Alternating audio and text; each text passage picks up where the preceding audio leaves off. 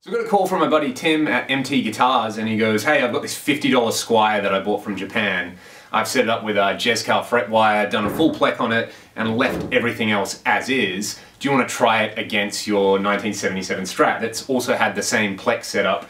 They've both got the same kind of bone nut, same gauge of fret wire and everything like that. Obviously this is a far more expensive guitar. I've got Cert ML pickups in there and the original hardware, and being of 1977 vintage, obviously the market has driven prices for these up, and you know, these Squier bullets are kind of a dime a dozen. So there's lots and lots of videos out there on YouTube that if you haven't watched already, I definitely recommend, where people compare, like, you know, a $99 Epiphone to a Gibson, and they kind of pimp it out with new parts and things like that. So I want this video more to sort of spark a discussion about where should you put your money when you buy a guitar. Should you buy a cheap guitar that's got, you know, decent timbre and, you know, decent hardware and things like that, but then go the whole hog and upgrade the hardware, upgrade the fret wire, get it set up perfectly, and, you know, maybe put a few $100 to $1,000 into, you know, new pickups, hardware, great setup and things like that? Or should you try and buy something straight out of the box that's just going to be great, you know, like a Fender custom shop or something like that? So I'm going to just do some playing with these two guitars, and you can have a listen. They both play really nicely. As I said before, the only thing that's been done to this is new frets, a new nut, and a professional setup. But, you know, there's the same nut, the same frets, and the same professional setup on this guitar. So we'll just have a listen to where the difference lies, and then I want you guys to weigh in on the comments and let me know what you think. What is your approach to finding the ideal guitar for you? Do you try to find something off the shelf that's already perfect for you? Or do you prefer to take something that's maybe a little bit cheaper and to upgrade the parts and make it essentially into your own custom instrument? So enough talking on my end, let's do some playing. I'll start with the Squier.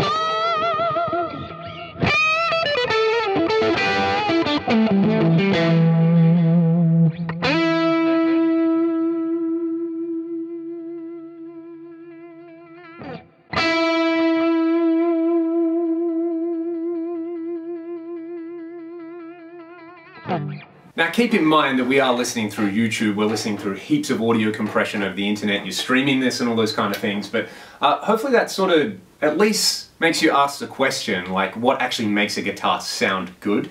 I'm running it through the same signal chain on all of this. It's my Fractal AX8, I've got a Marshall JTM45 model, and an impulse response of my actual Greenback 412 cab, which I really love.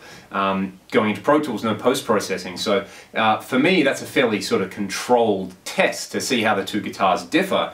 And, you know, we have to treat them as different instruments, really. Every instrument is unique, every instrument has a unique voice, but what do we really like when we like guitars? You know, do we like lots of sustain in a guitar? You could hear there, the two guitars definitely had different sort of amounts of sustain happening with everything. The attack on each guitar was slightly different, which would have to do with the pickups, but also like the hardware and the timbre used. A bunch of other factors as well, like, you know, I guess something as nebulous as like the feel, how it responds to your touch and things like that is really important, but a lot of that also has to do with the setup. And, you know, even though you'd probably be lucky to buy one of these nowadays in Australia for like under $2.5 grand, and you can find these on eBay, you know, for like 50 bucks, they're not too dissimilar, you know. In a pinch, I would play either of them at a gig. Obviously, you know, I've got some sentimental attachment to this guitar. I've owned it for a long time, and I'm really used to the way it sounds, so naturally I'm going to gravitate towards it. But I could get by at a gig with this Squier, you know, mostly because it plays well.